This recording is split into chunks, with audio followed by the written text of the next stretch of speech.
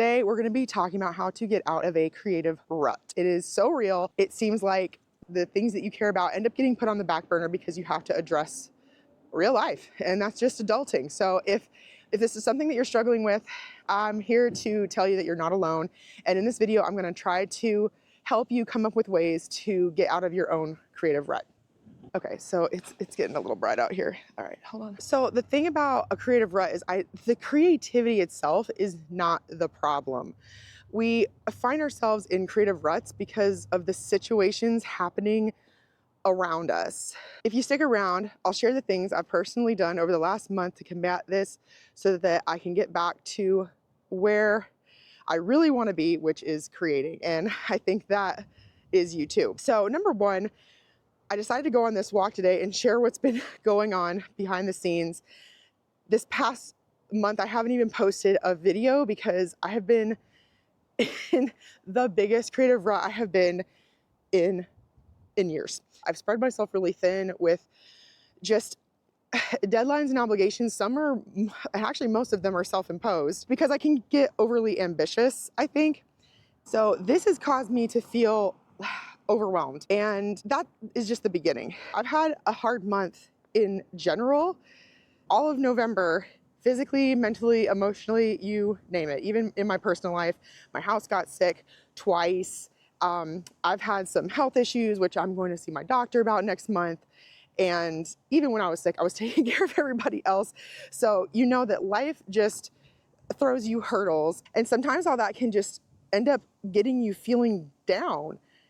And I just didn't even want to create. When I had time in my schedule, I just wanted to sleep and rest. And I haven't felt that way for a very, very long time. So if you're experiencing a creative rut like this and you can't seem to get into your studio to create, I feel for you. I really do. I'm there.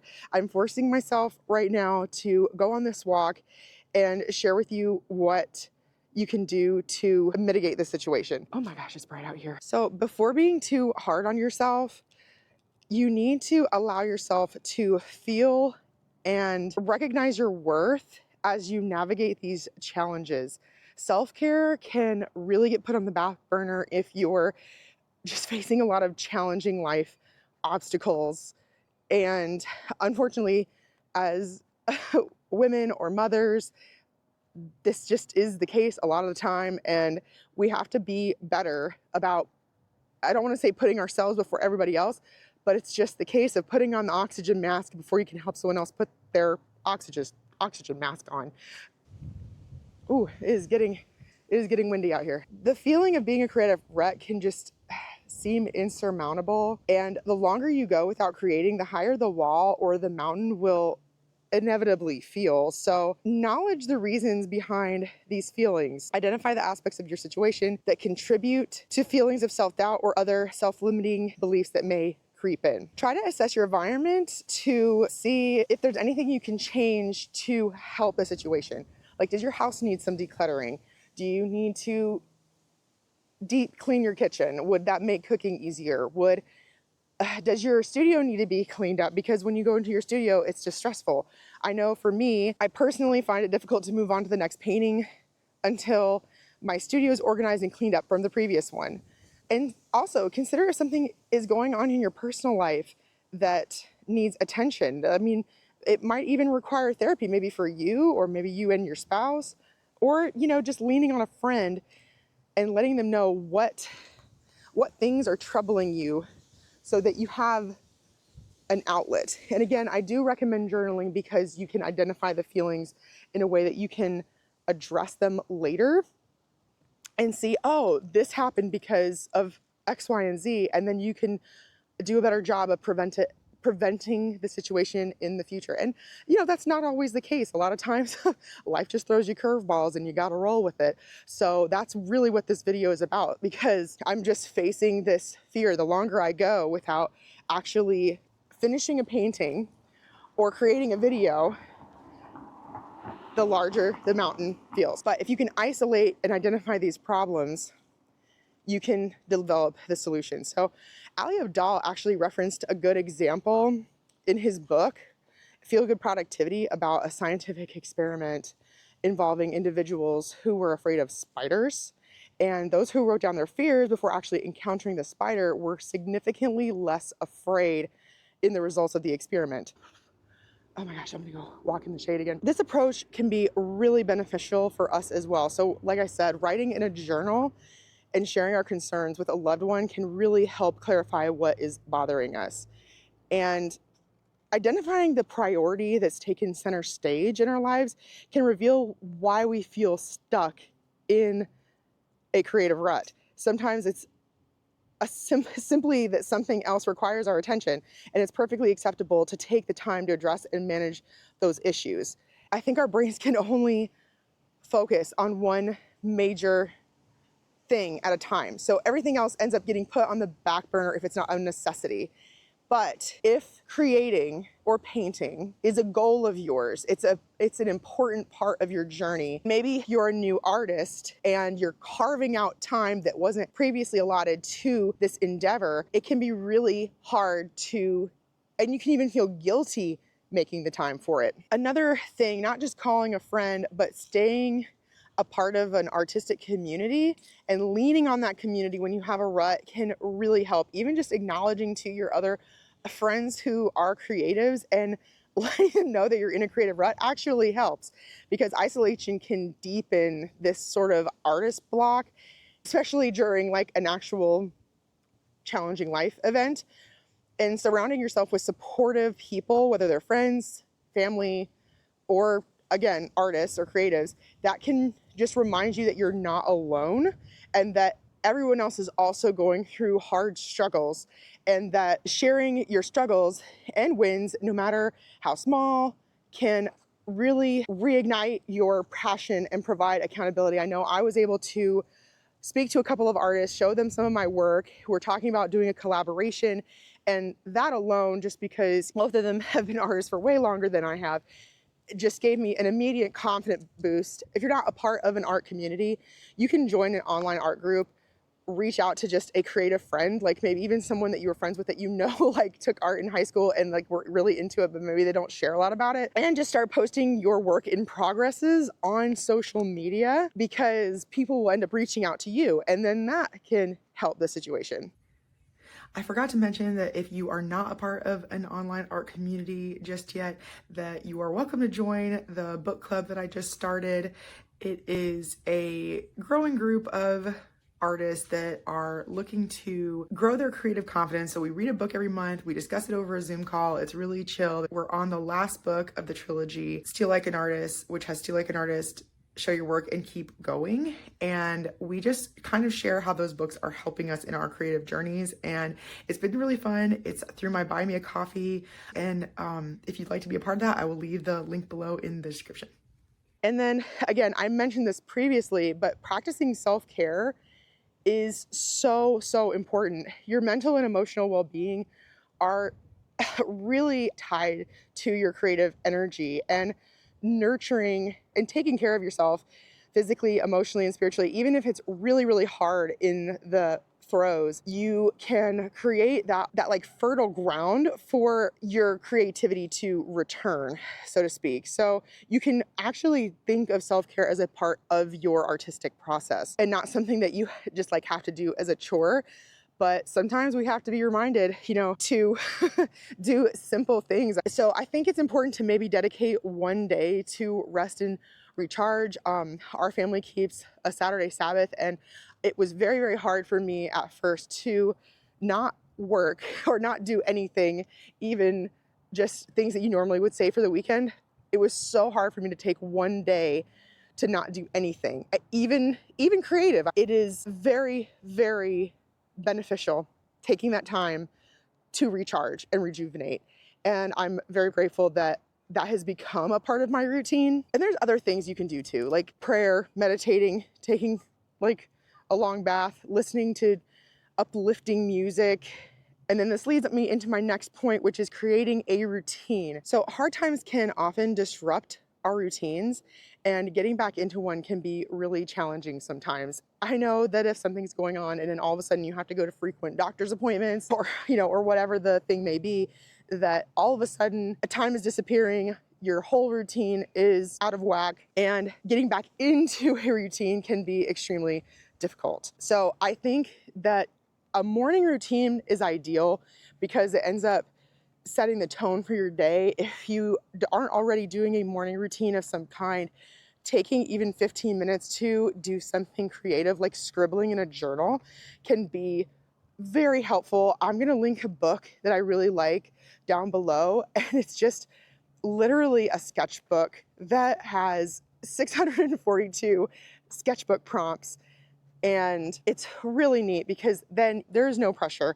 You can just start doing smaller sketches. And that is something that I started doing in this past month, was just doing smaller sketches where all I had to do was grab my pencils and paper. I didn't even grab a sketchbook, actually. I was using cardstock. So I didn't even feel guilty about what I was drawing. The other thing about self-care that I wanted to mention was just getting outside, getting in some sunlight, taking a walk, and just taking a moment to breathe.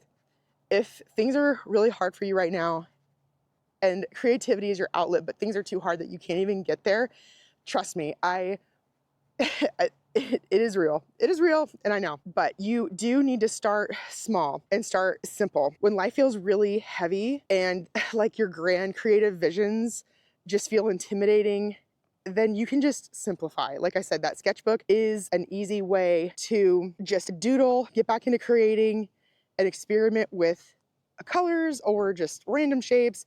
And the goal is not to focus on the product, but the process. That way you're creating the habit back into your routine again. And even though you are in a creative rut, another thing that you can try to do is find inspiration around you, because most of the time artist block really isn't about what's happening in the studio, it's what's happening outside of it. And when life is just very challenging in the moment, if you focus on the small, beautiful moments, the little observations can become seeds for your next creative idea. Even if you just can't get into the studio, but you can take notes of it. Give yourself grace and give yourself time. I know a lot of artists actually gain a lot of inspiration when they take sabbaticals, when they take months off, weeks off. And it can be what has to happen before the next great thing for you to share with the world. And it doesn't have to be monumental, but giving yourself that time is really important. So another thing that I did was start setting goals. And I'm going to actually do a video soon about how to set realistic artistic goals for yourself. That's something that I am definitely improving on, because I do put too much on my plate and get overwhelmed, and then I don't know what to focus on. I wrote down everything that I need to actually do. All the projects that I want to do and work on, the things that I actually have to do and complete by certain times, and I actually listed them in order of priority, of importance. When I took the time to write down what I actually had to do, I realized how much I was putting on myself that wasn't external. It wasn't the world throwing all that stuff on me. It was me putting it on myself. So when I realized that I had too many projects going on, I marked on my calendar the ones that just had to be completed by certain times. And then I allotted the other things that I want to work on or need to work on. I don't want to say that are less important, but that just don't have the time constraints. I pushed them out to different time slots. It's not just all in December by the end of the year. As I'm reflecting on what I've accomplished over this past year and the goals that I set for myself, there's actually only one goal that I didn't accomplish. And I think that does have to do with actually writing it down. If you write it down, you're much more likely to accomplish it, especially if you break it down into actionable steps of what you're going to do to complete those tasks. How do you eat an elephant? It's one bite at a time. No matter how big the project actually is, to an artist, it could be the smallest thing that feels like a mountain. And then actually, when we take the time to just do the small steps to get us there, and I want to say trust the process, but when you break down the actual other tasks, not just the painting or the creating, if you break those other things down into the smaller tasks and then actually on a calendar, write them down where they need to go and give yourself enough time to actually do them, then you might actually get them done. That ended up taking a lot of pressure off because I had two things, one thing that I really wanted to do and one thing that I had to do. And once I actually wrote them down and took the time to figure out what I'm going to do next, I didn't face that cognitive dissonance that was just preventing me from doing anything. And that is all the tips that I have for today for getting yourself out of creative rut. I'm sorry if this video was a little rough and ready. Again, this is just me showing you that sometimes you just have to take action, go on the walk, write your list down, journal, call your friend, call your therapist, call your creative friends, go to an art museum, take small actionable steps that are gonna lead you in that direction. And it can feel so hard, and I do feel for you. And I've been there. I'm probably still there a little bit. I'm probably still there. But I have done some painting and I have reached out to friends. I have done all these things that I've shared with you. And slowly but surely, I'm like pulling myself out of this hole. Not hole, but I am pulling myself out of this creative rut. And I really hope that if any of these tips helped you, that they can pull you out of this creative rut as well. So I literally just got stopped by the cops because of a suspicious person in the neighborhood. So this is like the first time I've ever walked and talked on a vlog. So they're like still behind me. And this is the first time I've come out here. I was coming out of my comfort zone to walk and talk and share my heart. And I normally vlog in my art studio. And this is the first time I've walked and talked on camera, out on a street. They say easy mode, just walk and talk. It's gonna be easy, but yeah, no, you might get called in as a suspicious person. So, life is funny. Life is funny. They were really nice, actually. He has the old version of this camera, and I showed it to him, so it was kind of cool. But yeah, I'm walking home now, and I'm gonna leave on that note that it wraps up this vlog. Thought I'd just share that in there with you, that you are gonna come across obstacles, you're gonna come across hurdles, and to try not to take things too seriously, because taking action really is the best solution. Getting over the perfectionism, getting over the procrastination, and just taking a step forward. I hope this was motivational in some way. Let me know down in the comments what thing that you have done to be able to get yourself out of creative rut. I would love to know. Again, I was racking my brain all month and doing everything I could think of to try and mentally pull myself up. And it was just, I don't know if it was one thing specifically, but the culmination of doing a lot of small things and not giving up. So I encourage you today to not give up. And even if you get pulled over by cops for vlogging, don't stop. Don't give up. All right. I'll see you in the next one.